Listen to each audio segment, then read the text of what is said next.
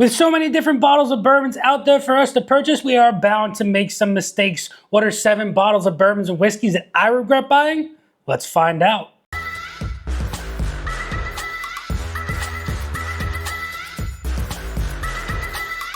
What is going on, everybody? Nathan here with the Everyday Drinker, bringing you guys a brand new video. Like I said earlier, there are so many different bottles of bourbons and whiskeys out there, and we go out there thinking that we're going to make the best purchase with our dollar. And well, sometimes that just does not happen. Today, I'm going to go over 7 bottles of bourbons and whiskeys that I picked up, thought were going to be decent pours, and well, just weren't for the money. Now, I'm gonna let you guys know how much I spent on these bottles, and we'll have a end up tally of what the total outcome of what I think I wasted my money on for these bottles. Now, before we get into my bottles, I wanna know what bottles of bourbons and whiskeys you think you wasted your money on down in the comments below. Make sure you guys drop that like, smash that subscribe button, but let's get into bottle number 1.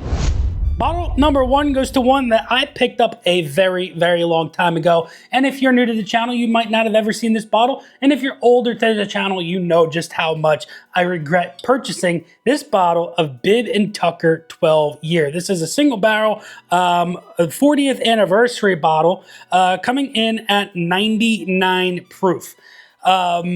This was a $90 bottle that I picked up way back in the beginning of my bourbon journey that I haven't enjoyed ever since I picked it up. I've gone to it a couple of times since, and it's still just not interesting to me. This right here is just George Dickel, 12-year age stated George Dickel, bottled by Bib and Tucker. It's just not good in my personal opinion. For me personally, I don't recommend picking up anything from Bib and Tucker. I've had a couple of other samples of some of their offerings, and I just don't think that the juice inside the bottle is worth the price whatsoever for anything that they have to offer.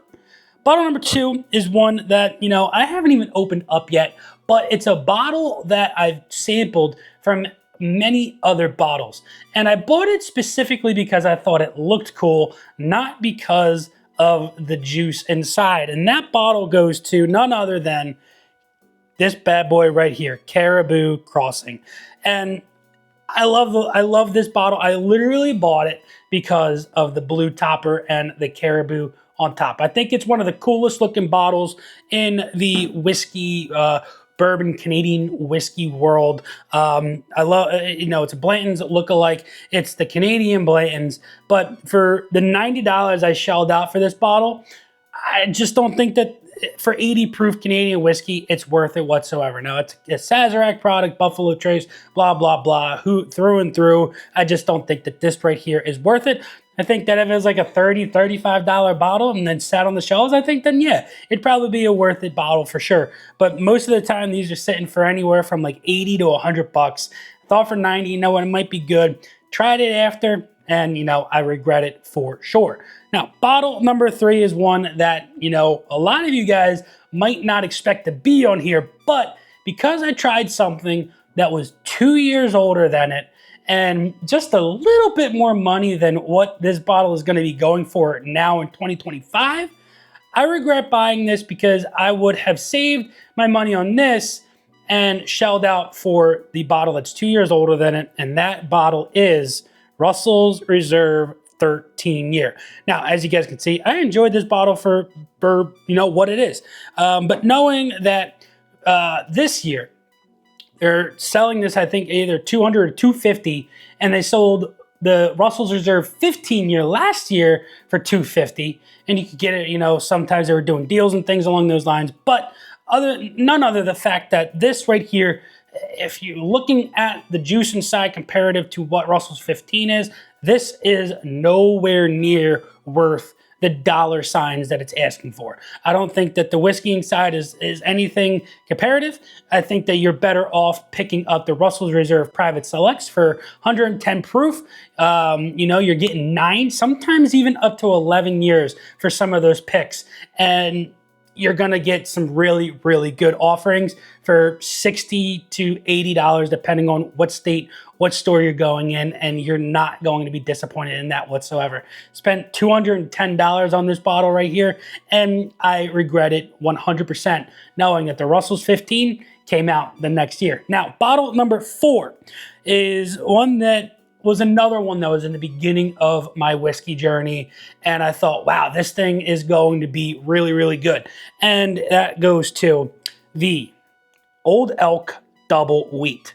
Now, I haven't touched this bottle in God knows how long.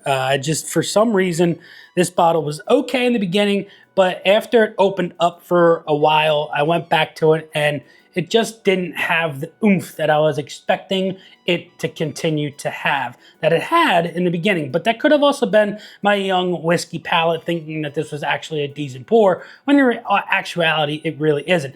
Now, this was $105, I believe this was, back in 2023. I don't know what these are going for in 2025, but it's 71.5% wheat, 25% corn, and 3.5% barley, as you guys can see on that side label. And then it's also a 6-year old elk wheated bourbon and 6, 7, 8-year old elk wheat whiskey. So it's a nice blend. You would think it would be decent, but for me personally, at 107 proof, I think it drinks a little flat at this point. And I just think that at this point in where I am in the whiskey journey, I think that this was a waste of money personally. Bottle number 5 is it's going to be the cheapest one on this list.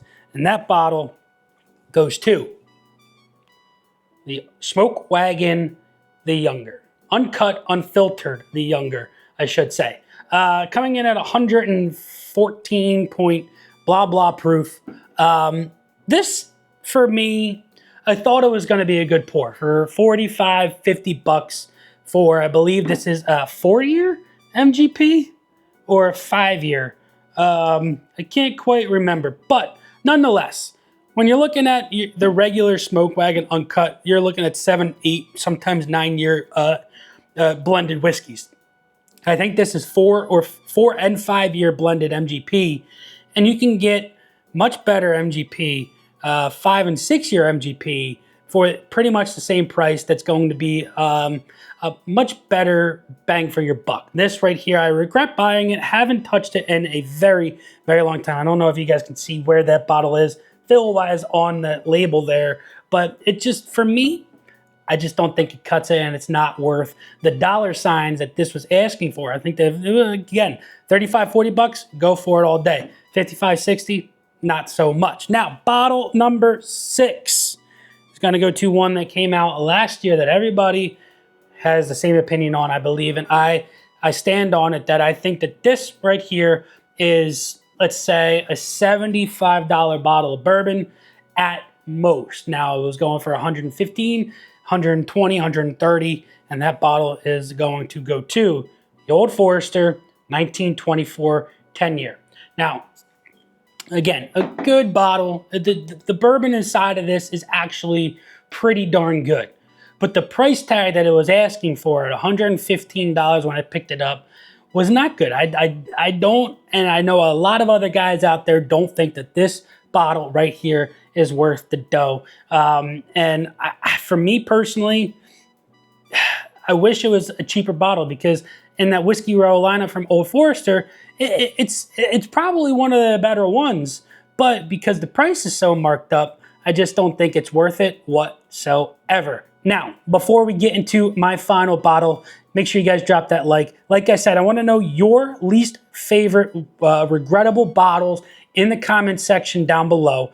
Make sure you guys smash that subscribe button. We're on the road to 15,000 subscribers. And we're doing a big giveaway of 15,000 subscribers that you don't want to miss out on. But it's behind me. It's not next to me. I wanted to keep this one a little bit of a secret, because sometimes you see the holes of the bottles that I'm grabbing. But we are going for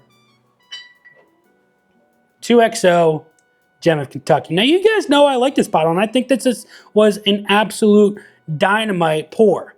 But for 200 bucks, 108 proof, we really don't know anything about it. We do know that it's most likely Four Roses. We know that it's the high rye, and we know that it's probably 7, 8, 9-year single barrels from Four Roses that were then finished in secondary oak. They're secondary toasted barrels, that is. And Dixon Devin did a great job with these. I think that this was a $130, $140 bottle. I think the extra 60 bucks is probably solely due to the fact of the sleek design of the 2XO Gem of Kentucky bottle. And if you think that a $60 glass is worth it, then by all means, go ahead and pick these up all day, every day. The bourbon inside is absolutely delicious, but for 200 bucks, it's a hard pickup for me to do again. If, you know, for some reason these come out, you know, again, in a cheaper bottle and it brings the price down, then maybe, just maybe I'll pick up another one. But time will tell if that happens for us here in the future. Now, let me know down in the comments below as well if you think that any of these don't deserve to be on my regrettable purchase list. I hope you guys enjoyed this one. Until next time, this has been Nathan with The Everyday Drinker. Cheers.